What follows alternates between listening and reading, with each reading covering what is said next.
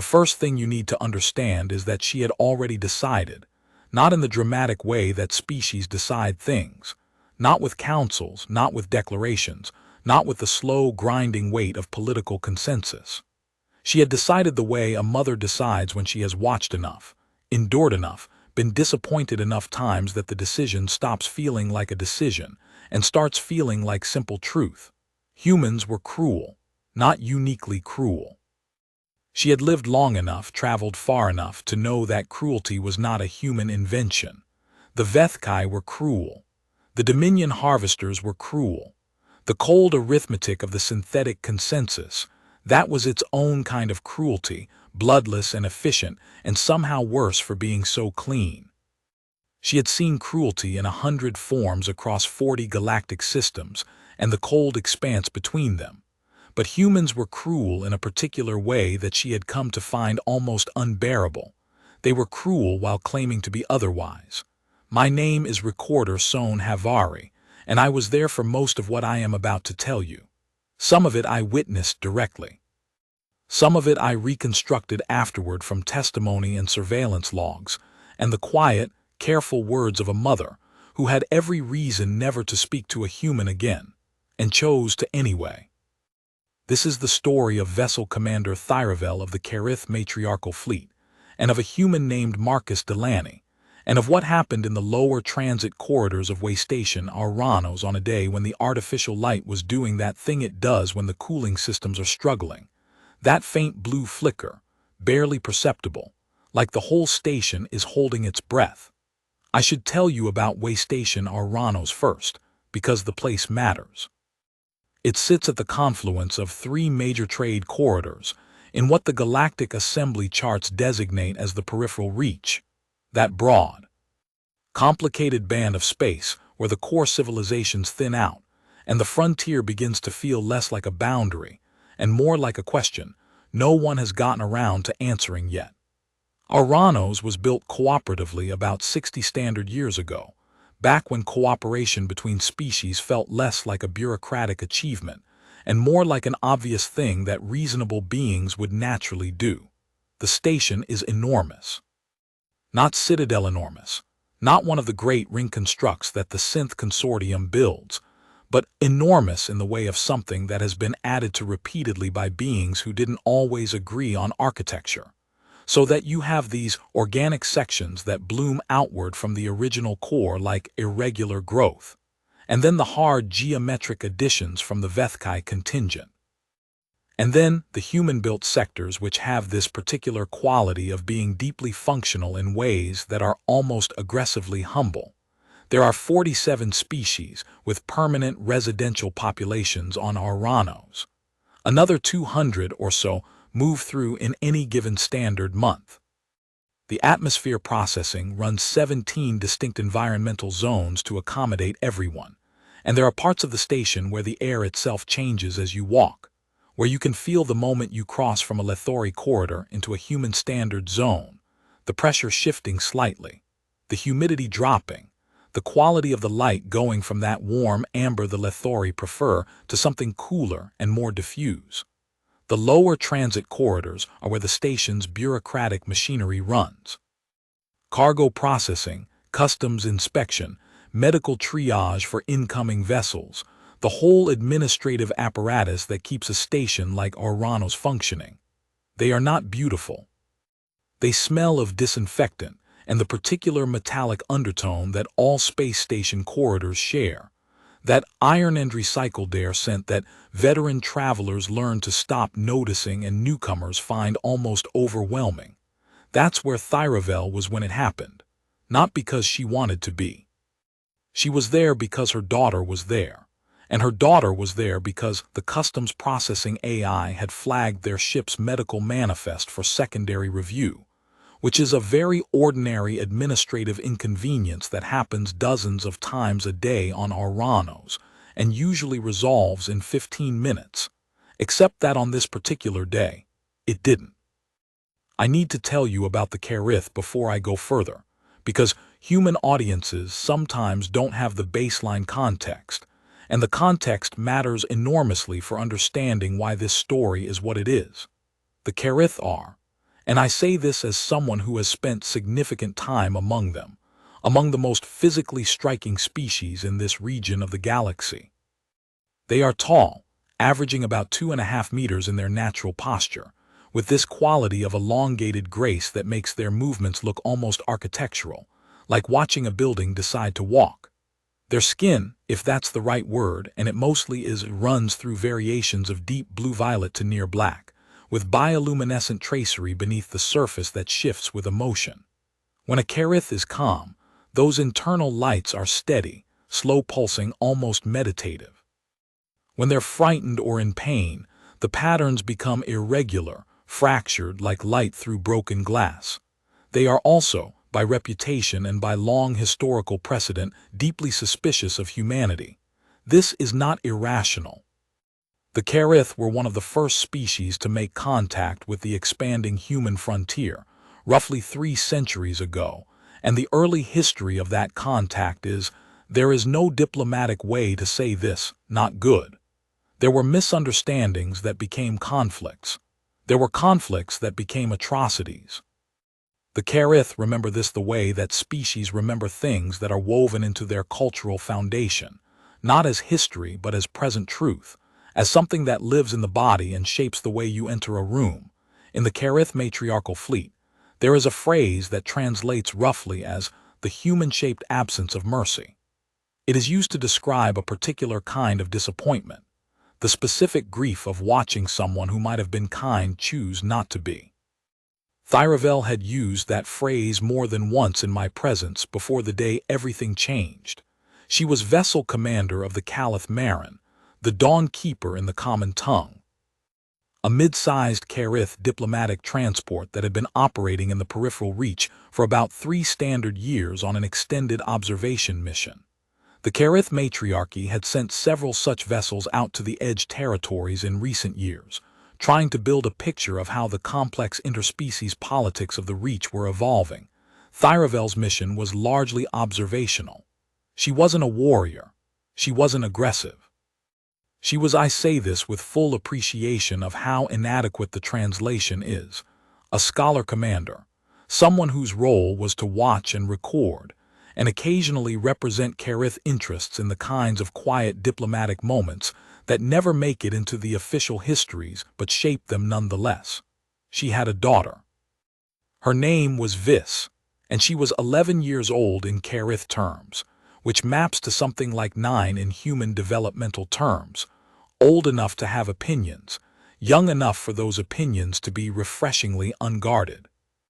Vis had her mother's height, which at 11 meant she was already nearly as tall as most adult humans, but there was something in her proportions that was clearly young, a slight unfinished quality to her movements, a tendency to lead with her head when she got excited about something, like the curiosity was physically pulling her forward. Vis had a condition. I will not name it here because the Kith medical terminology doesn't have a clean translation, and any approximation would be reductive. But the essence of it was this. She had a circulatory anomaly affecting the bioluminescent network beneath her skin, the same network that in healthy Kith serves as both an emotional display and as part of their sensory integration system.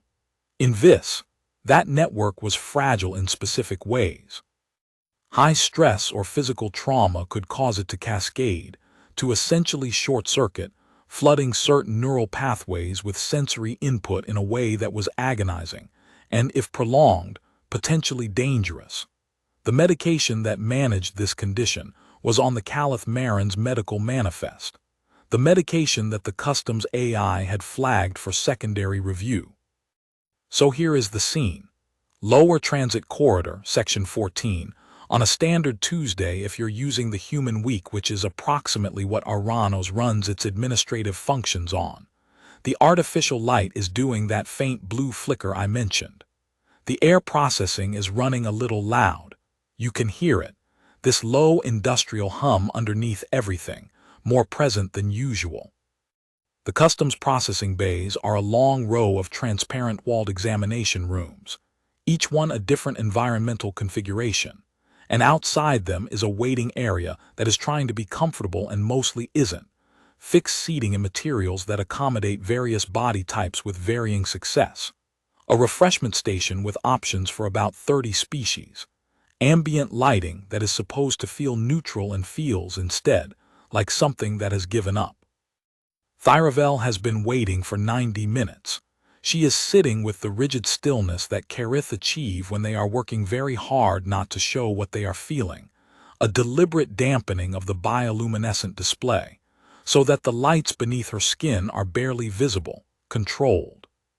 She is wearing the deep gray traveling garments of the Kith diplomatic service, no rank insignia visible, deliberately low profile. She had learned a long time ago that displaying rank on a human-adjacent station was as likely to complicate matters as to help them. Beside her, this is not still. This is the opposite of still. She is doing that thing that children do when they are trying to be brave and finding it costs more than they expected, small movements, shifts, the occasional sharp intake of breath when something hurts. Her bioluminescent tracery is visible even through her outer garments, casting irregular patterns of light through the fabric. She is trying not to touch the area below her left shoulder where the circulatory network runs closest to the surface, but she keeps moving her hand toward it and then catching herself. She should have taken her midday dose 2 hours ago. The dose is in the Kith Marin's medical bay, which is sealed pending customs review, which has been pending for 90 minutes, which is about to become a problem.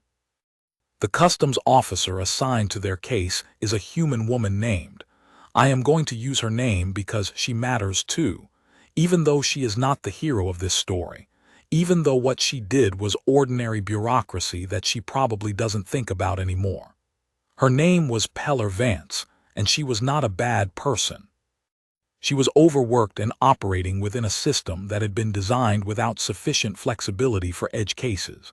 And Thyravel's manifest was an edge case, because 3 of the 7 compounds in Viss's medication had the same molecular category markers as substances on the controlled pharmaceutical registry. They weren't the same substances. Any physician could have verified this in about 4 minutes. But the customs processing AI had flagged them for review, and the review queue had a 12-case backup, and the override protocol required sign-off from a medical authority, who was currently, Peller Vance had checked, occupied with an actually serious situation in medical triage, involving a Lethori crew with environmental contamination. I understand the urgency, Peller Vance had told Thyravel 40 minutes ago, with the pained expression of someone who genuinely does understand and genuinely cannot do anything about it. The override is in the queue. I'm escalating it, but I can't just release flagged pharmaceuticals without the authorization. My daughter needs her medication, Thyravel had said, very calm, very measured. I know, I'm sorry. The system, how much longer, I honestly can't say. Could be 20 minutes, could be an hour. That had been 40 minutes ago. Thyravel had gone back to her rigid stillness, and Viss had gone back to her small, brave movements, and the number in Thyravel's mind that measured how long her daughter could safely go without the medication had been counting down steadily. She had reached a conclusion, sitting there in that inadequate waiting area. Humans built this system. Humans ran it. Humans were watching her daughter struggle and were sorry and were escalating it and were doing nothing. She was not surprised. She was past surprise. She was somewhere deeper than surprise, somewhere in the territory of a wound that has been touched so many times it no longer hurts fresh, but has instead become part of the geography of the self. She was thinking, with the cold clarity of someone who has stopped hoping, about what she was going to have to do. What her options were. Whether she could force access to the ship's medical bay without triggering a security response that would make everything worse. And that was when Marcus Delani walked in. He wasn't supposed to be there. That's the thing about this story that keeps striking me every time I go back through it. Marcus Delani was not assigned to Section 14 Customs Processing. He was not responding to any alert. He was cutting through the lower transit corridor, because it was the fastest route between the human residential sector and the engineering subsection, where he was supposed to be doing routine maintenance on a coolant relay. which was why the air processing was running loud as it turned out, because he had just finished replacing a primary filter and the system was recalibrating. He was carrying a toolkit.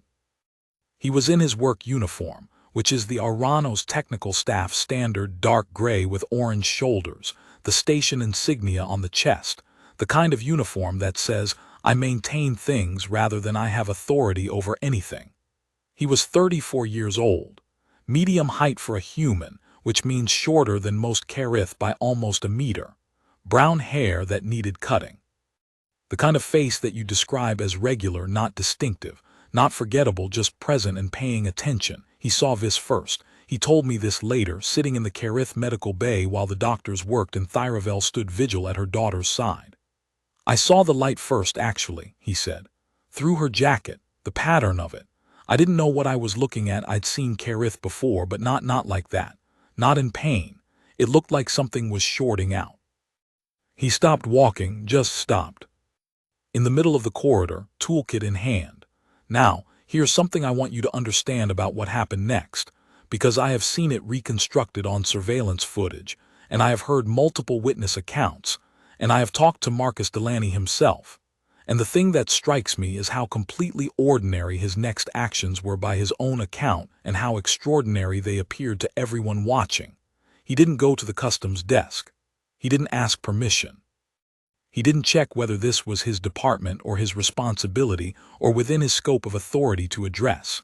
He walked directly to where Thyravel and Vis were sitting, crouched down so he was at Vis's eye level, which required him to go almost all the way to the floor, given the height differential, and he said, "Hey, what's wrong with her?" Not to Thyravel, to Vis. Directly to the child. Thyravel told me later that this was the first thing that caught her attention. "I was prepared for him to speak to me about her," she said. "That is what humans usually do. They look at the child and speak to the adult, as if the child is not present, as if the child's experience is something that happens to the parent." She paused. "He spoke to her." And he waited for her to answer. Vis, who was hurting and tired and had been sitting in that waiting area for 90 minutes being very brave, looked at the human crouched on the floor in front of her and said, in careful common tongue, "My lights hurt." Marcus Delani nodded. "Okay," he said. "When did they start hurting?" 2 hours ago." "Does your mom know?" "She knows." He looked up at Thyravel then, and she described this to me several times, always with the same quality of slight uncertainty, as if she was still working out how to hold this memory. He didn't look at her with the sympathy that she had become accustomed to from humans in bureaucratic situations, the sympathy that exists alongside complete inaction. He looked at her with a question in it. Like he was assessing what kind of problem this was and what tools he had available. "What does she need?" he asked. "Medication. It's aboard our ship. The customs AI flagged our medical manifest and the review is, 'How long?' We have been waiting 90 minutes. Something shifted in his expression. It wasn't anger exactly. It was something more focused than anger, the look of a person who has encountered a problem that is solvable and is now rapidly processing how to solve it. He stood up. "Wait here," he said. And then he walked to the customs desk. Peller Vance looked up when he arrived, and her expression did something complicated because Marcus Delani was tech staff and had no particular standing to be at the customs desk, and also because she could tell from the set of his shoulders that he was not there to make her day easier. "Marcus, the Kith kid in the waiting area," he said. "What's the hold-up?" "Pharmaceutical flag. It's in queue." "How far back in queue?" 7 cases ahead of it." "Look, I've escalated it, but Dr. Osai is tied up with." "Is there a medical officer on this shift who isn't tied up?" Peller Vance looked at him. "Marcus, I can't. I'm not asking you to do anything outside protocol.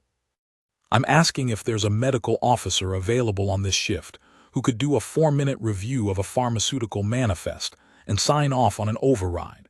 She hesitated. And in that hesitation, Marcus Delani leaned forward slightly and said something that I find I keep coming back to this, very precise. "She's a kid," he said. "She's sitting out there hurting because the AI can't tell the difference between a controlled substance and something with a similar molecular marker. That's a system problem, not a medical problem. What do you need from me to fix it?" I want to be clear. He was not aggressive. He was not rude. He was not trying to shame Peller Vance, who, as I noted, was genuinely trying to do her job within an imperfect system. He was applying the same diagnostic approach to a bureaucratic blockage that he would apply to a malfunctioning coolant relay. Identify the problem, find the minimum necessary intervention, implement it. Peller Vance said, after a moment. Nurse practitioner Chandra is at the medical station in Section 12. She has authorization to do pharmaceutical reviews. Is she available? I think so. But she's not assigned to. Would she be willing to come down, or should I go to her? And this is the part that Peller Vance mentioned to me later when I interviewed her. She said, he didn't ask me to do it. He asked me what was needed and then asked what he could do to make it happen. I've been at this desk for 6 years, and I can count on one hand the number of times someone has approached a problem that way. She called nurse practitioner Chandra. Chandra was available. She came down. The review took 6 minutes, not 4. The 3 flagged compounds were identified as entirely consistent with a legitimate pediatric pharmaceutical protocol for a documented Kith circulatory condition. Nurse practitioner Chandra, a small, efficient woman who moved through the customs bay with the confidence of someone who has signed off on a lot of these and finds the AI flags tedious, had the hold cleared in 6 minutes and was back in Section 12 in 12. The whole process, from when Marcus Delani walked up to the customs desk to when the Caliph Marin's medical bay was cleared for access, took 22 minutes. Thyravel watched this happen. She watched a human, not assigned to this, not obligated, not responding to any system prompt, walk up to a problem and begin methodically removing the obstacles between her daughter and the medication she needed. She watched him call no attention to himself in doing it. He didn't make speeches. He didn't position himself as a hero. He identified who could help, asked what was needed, and moved the pieces. When it was done, he walked back to where they were sitting. The hold's cleared, he said. You can access your ship's medical bay now. Someone from the customs team will escort you. Vis looked at him with those fractured, hurting lights shifting beneath her skin and said, Thank you. He looked at her for a moment. Then he said, and I want to be precise about this because the words matter, I hope you feel better soon. Not you're welcome. Not any of the self-aggrandizing variations. Just the thing he wanted to be true for her. He picked up his toolkit. He left. He was 12 minutes late to the coolant relay job, which was his actual reason for being in that corridor. Thyravel got her daughter to the ship. The dose was administered. The cascade interrupted before it could become dangerous, though Vis was exhausted for the rest of that day and slept most of the following one, her bioluminescent tracery finally settling into those slow, steady patterns that mean safety and rest. Thyravel sat beside her while she slept, and she thought about what had happened. This is the part of the story that I reconstructed from her own account rather than direct observation, because she only told it to me weeks later, when we had built enough trust that she was willing to talk about what she had been thinking in that medical bay while her daughter recovered. She told me that she had been angry. Not at him, she clarified. I want to be precise about that because the anger that I felt at him initially, before I understood what he was doing, that anger was mine. It was the anger of something I had already decided. I had decided what humans were. And when he walked over and crouched in front of Vis and spoke to her, my first response was suspicion. My second response was suspicion with a different shape.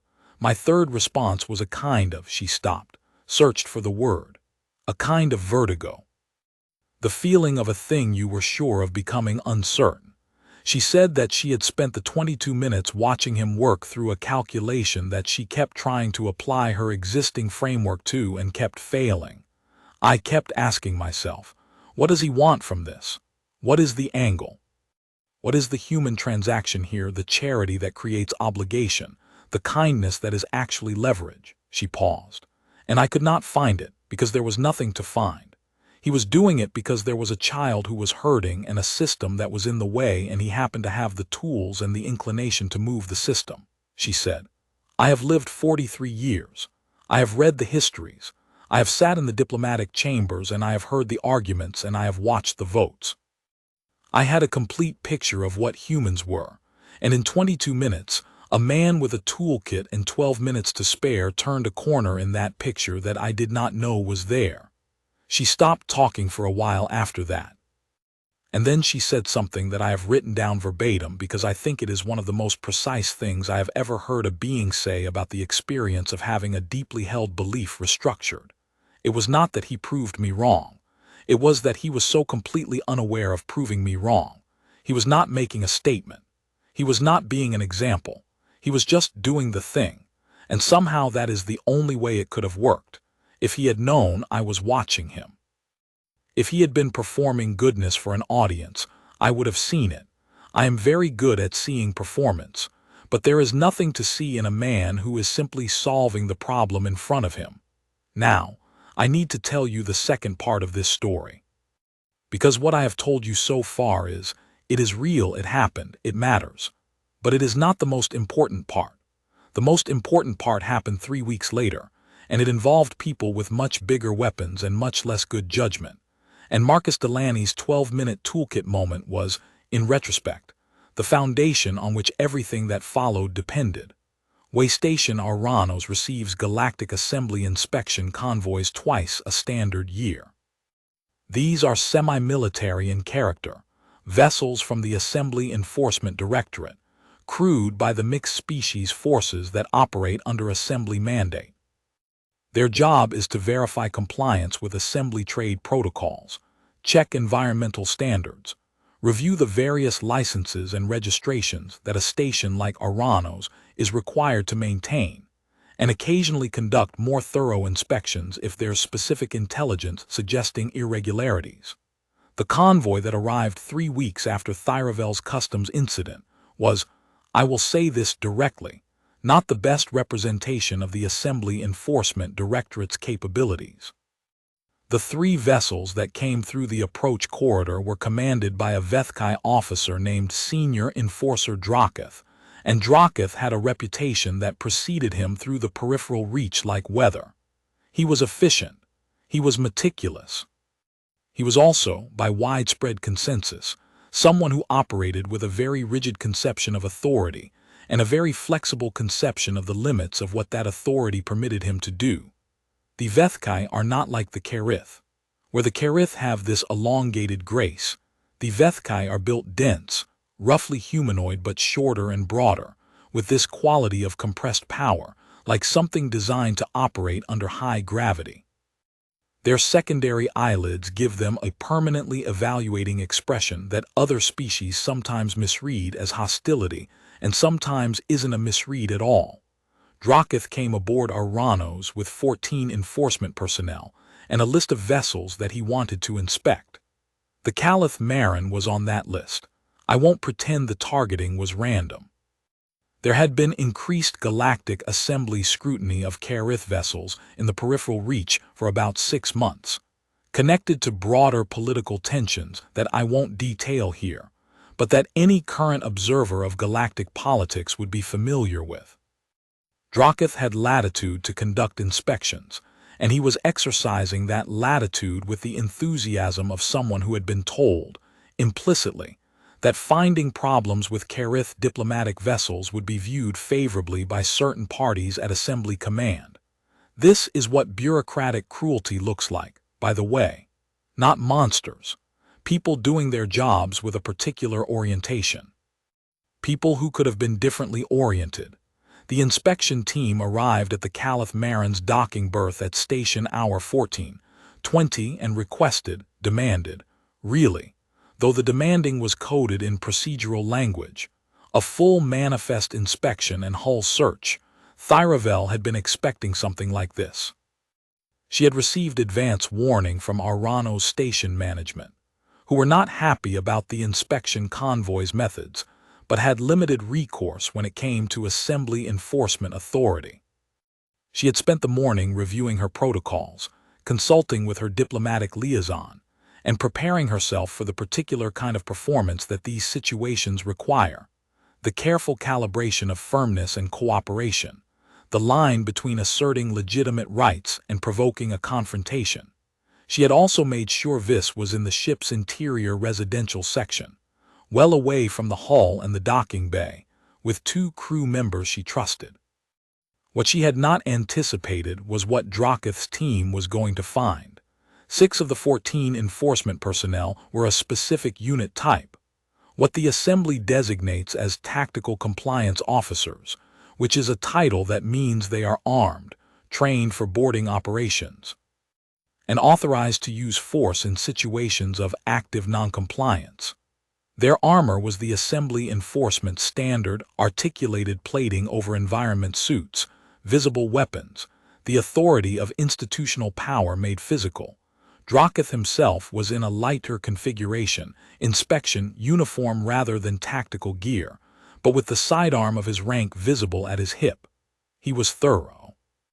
He moved through the manifest inspection with the methodical focus of someone who is looking for something specific and is patient about finding it. He found it in the medical bay.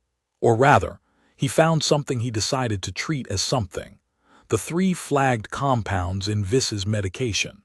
The same ones that the customs AI had flagged 3 weeks ago. Now cleared, documented, with nurse practitioner Chandra's authorization on file.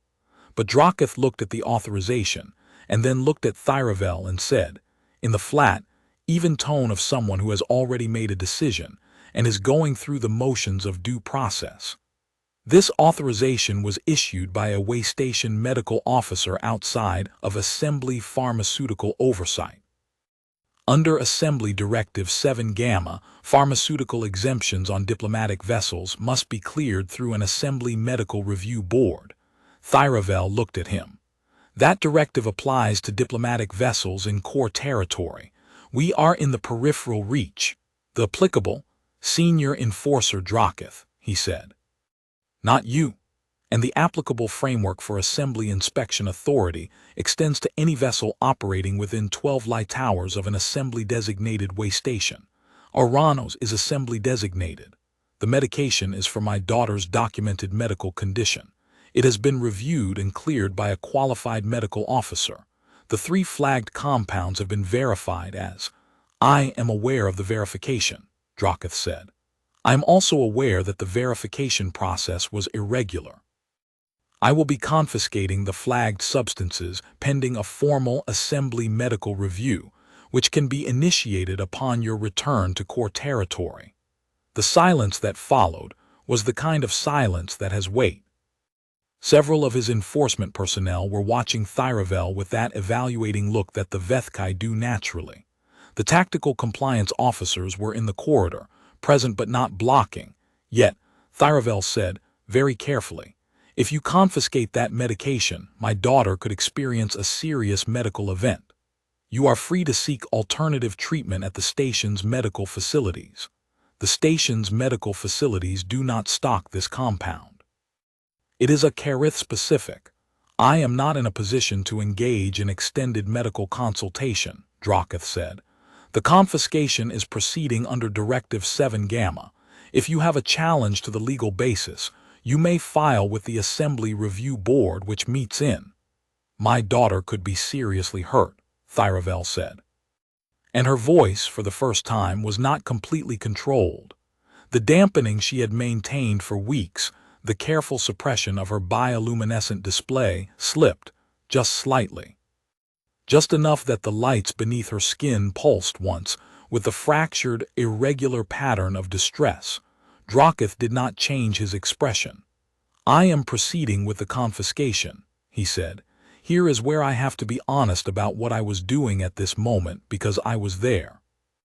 I was standing in the corridor outside the medical bay, close enough to observe, with the recorder running that I carry everywhere in my capacity as, well, I travel under several designations, but on Aranos I was registered as a neutral correspondent for the Multi-Species Press Consortium, which is accurate, and which gives me observation access that individual beings don't have.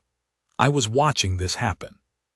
I had my recorder and my credentials and absolutely no ability to intervene.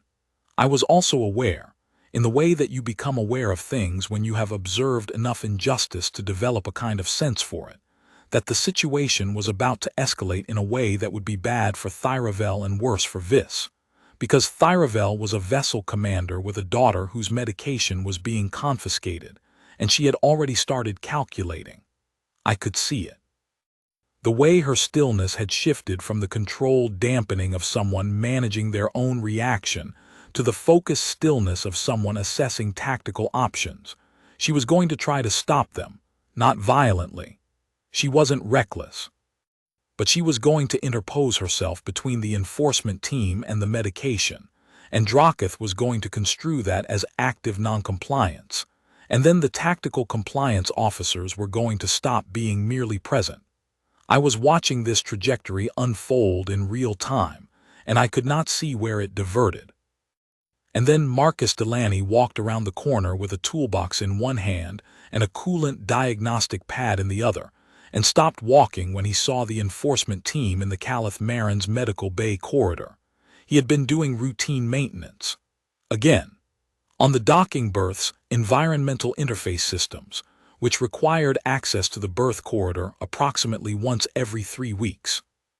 His rotation had him scheduled for the Kith vessel's berth that afternoon, and he had filed his access request with the station management office at 9:00 that morning, and nobody had thought to tell him that a Galactic Assembly enforcement team was going to be there. He looked at the enforcement team.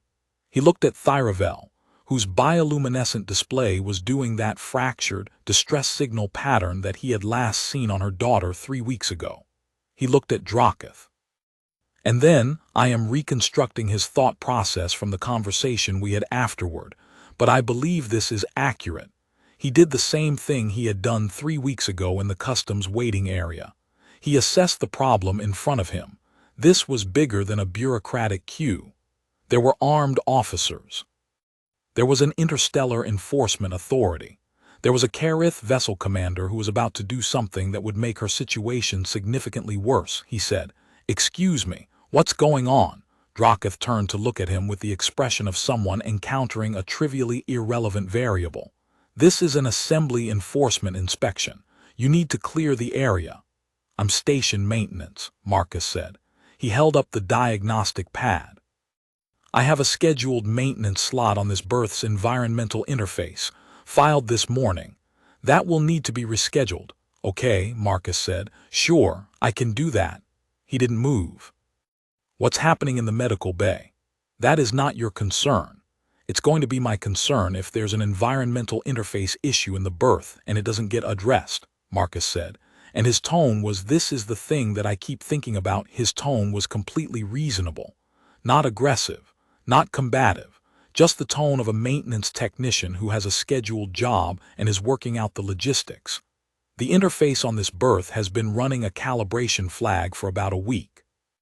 If the enforcement team is going to be here for an extended period, I'd want to know if there are any pressurization protocols I need to be aware of."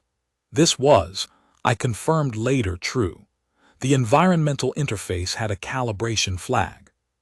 His maintenance request was genuine, but what he was doing, and I could see it even if Kith couldn't, because I'd been watching Delani for 3 weeks by this point. What he was doing was buying time and creating a legitimate reason for himself to be in the corridor. He was making himself a presence that would need to be accounted for before anything escalated. Kith said, "The inspection will be concluded within the hour. You can refile your maintenance request for. Is the confiscation proceeding?" This was Thyravel, her voice carefully controlled again. "It is." Marcus looked at the medical bay, then at Thyravel, and something in his face changed slightly, the same quality that had been there 3 weeks ago in the customs waiting area, that focused assessment. "What are they confiscating?" "My daughter's medication."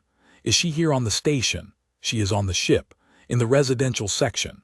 Marcus set his toolkit down, not aggressively, just put it on the floor carefully and straightened up, and spoke to Kith with the tone of someone who is about to introduce a complication. "I want to flag something under Way Station Emergency Health Protocol. I'm a certified station first responder. We all have to be.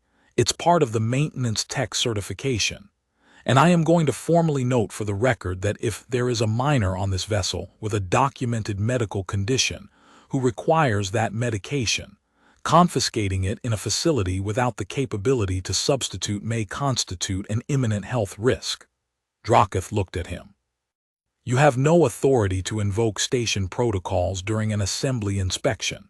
Actually, Marcus said, under the way station charter, the station emergency health protocol supersedes external inspection authority in cases of imminent risk to a minor. I'm not inventing that. Article 14, Section 6. The station manager would have a copy. Silence. I'm not saying you're wrong about Directive 7 Gamma, Marcus continued, and there was something extraordinary in his voice, this absolute absence of confrontation. He wasn't fighting Kith. He was presenting him with information. I'm saying there's a conflict between two authorities, and that conflict needs to be resolved at a level above both of us before the confiscation proceeds. That's not me being difficult. That's me doing my job as a first responder, which is to flag health risks and ensure they're properly reviewed. Kith stared at him. Marcus stared back. This is the thing about Marcus Delani that I have thought about a great deal since that day. He is not, by any obvious metric, an impressive person. He is not particularly large. He is not a warrior or a diplomat or a person of formal authority. He carries a toolkit for a living and he is good at it. But there is something in the way he occupies space in a difficult situation. A quality of stillness and certainty that has nothing to do with physical power and everything to do with the simple, unshakable conviction that the right thing to do is what he is doing. And that quality, in my experience, is one of the most difficult things in the galaxy to argue against, because it is not performing. It is simply present. The impasse held for approximately 4 minutes. 4 minutes in corridor time under artificial light, with tactical compliance officers watching and Thyravel holding herself very still and Marcus Delani standing in the middle of it with his toolkit on the floor and his diagnostic pad in one hand like he had somewhere to be after this and was just working through the problem. Then Kith said, "We will pause the confiscation pending verification of the charter provision. Not concession, not apology, just the pause. The minimum acknowledgement that there was a legitimate question to be resolved." Marcus said, "I can call the station manager's office from here if that would help move things along." Kith said, in the tone of someone who is very tired of this corridor. "Do so." Marcus called the station manager's office. He reached the duty officer, a person named Irina Solt, who had been the duty officer on Aranos for 11 years and knew the charter provisions very well. And when Marcus explained the situation, Irina Solt said several things that I was not close enough to hear, but whose effect I could observe clearly in the quality of Kith's expression as he listened. The conversation took 8 minutes. When Marcus ended the call, he looked at Kith and said, simply, "The station manager is formally invoking Article 14, Section 6. The confiscation is on hold pending a joint review between Assembly Enforcement and Way Station Medical Authority." He picked up his toolkit. "I'm going to go ahead and file the rescheduled maintenance request, but I'll note for the record that the environmental interface is stable and there's no immediate risk. You have a good inspection." And he left. I caught up to him in the corridor outside the docking section, where he was rescheduling his maintenance request on a wall terminal with the focused efficiency of someone who has a lot of things to get done. "Can I talk to you for a minute?" I said. "I'm a correspondent with the Multi-Species Press Consortium." He looked at me, looked at the recorder I was carrying. "Is this going to take long?" "I'll be brief." "Okay. What just happened in there?" I said. "Article 14, Section 6. Did you actually know that provision, or did you—" "I knew about it," he said. "We all get the charter overview when we get first responder certified. I wasn't sure of the exact article and section number off the top of my head." He paused. "That's why I mentioned the station manager would have a copy." I looked at him. "You weren't sure of the article number." "I was about 90% sure of the general provision. The specific numbering, I needed to verify that, which I did." He shrugged. "I wasn't going to say anything I wasn't willing to have checked." "You were willing to stand there and flag a conflict between two authorities with assembly enforcement officers in the room on a 90% certainty." He thought about this for a moment. 10% chance I was going to be very embarrassed, he said. But yeah, why? He looked at me like it was a strange question. Because she was going to try to stop them herself, he said, and that was going to end badly, and the kid needs her medication. You knew she was about to try to stop them, pretty obvious, he said. You could see it.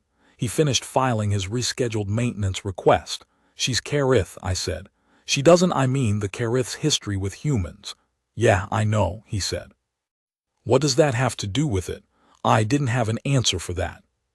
He picked up his toolkit and walked down the corridor, and I stood there for a moment in the slightly flickering artificial light and thought about the simplicity of a question like that and what it contained. The joint review took 4 hours.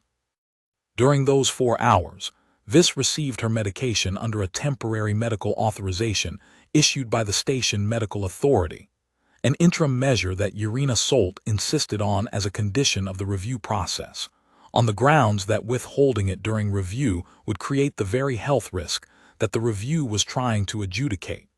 Kith did not push back on this. I think he had assessed the situation and concluded that he had already lost the ground he'd intended to occupy. The joint review confirmed that the 3 flagged compounds were legitimately prescribed and legitimately cleared. The confiscation was formally withdrawn. Kith's team completed the rest of their inspection without incident and departed Aranos the following morning. Thyravel spent those 4 hours in the residential section with Vis, who had received her medication and was feeling better, and who spent most of the afternoon asking her mother to explain what had happened because she had heard some of it through the ship's internal systems and wanted to understand. Thyravel told me later that she had tried to explain it, and that what she found, attempting the explanation, was that she kept running into the edge of her own framework. She asked me, why did he do it? Thyravel said, and I knew the answer. I had known the answer since the customs waiting area 3 weeks before, but knowing the answer and being able to say it, they were different things, because saying it meant saying something I had believed was not true, and I had held that belief for a very long time, and it was not a small thing to put down. What did you tell her? I asked. Thyravel considered. I told her, there is a human here who solves problems because there are problems to be solved. I told her that this is rarer than it should be and less rare than I had thought. She paused. Vis asked me if this meant humans were good. What did you say? I said, some of them, in particular ways, in the ways that matter most when someone needs help. Another pause. She asked if that was enough. Is it? Thyravel looked at her daughter for a long moment. Vis, who was 11 years old in Kith terms, whose bioluminescent lights were moving in those steady, slow patterns that mean safe and resting and well. Then she looked at me. I am still working on that, she said. Part 2. The treaty that nobody planned. 3 months after the enforcement convoy left, something remarkable happened at Station Aranos. The Kith matriarchy, through their diplomatic liaison, with Thyravel's recommendation attached, proposed the establishment of a formal Kith permanent observation post on the station. Not an embassy, not a diplomatic mission in the technical sense. Something more modest and, I think, more deliberate. A small permanent Kith presence, 4 to 6 personnel, authorized to participate in the station's governance council as observers. The proposal was unusual. The Kith had not established any such presence at a human-adjacent facility in the peripheral reach in almost 40 years. The last attempt had ended in a diplomatic incident that I will not detail here, but that most people familiar with Kith-human relations in this region know about. When I spoke to Thyravel about the proposal, she was careful with her words. She told me that the recommendation had been hers, but that the reasoning was institutional, that the observation post represented a strategic interest for the matriarchy in monitoring peripheral reach political developments. Then she paused and added, and I told the matriarchal council that if the question was whether the particular humans operating this station could be trusted to operate in good faith, my assessment was yes. Based on what?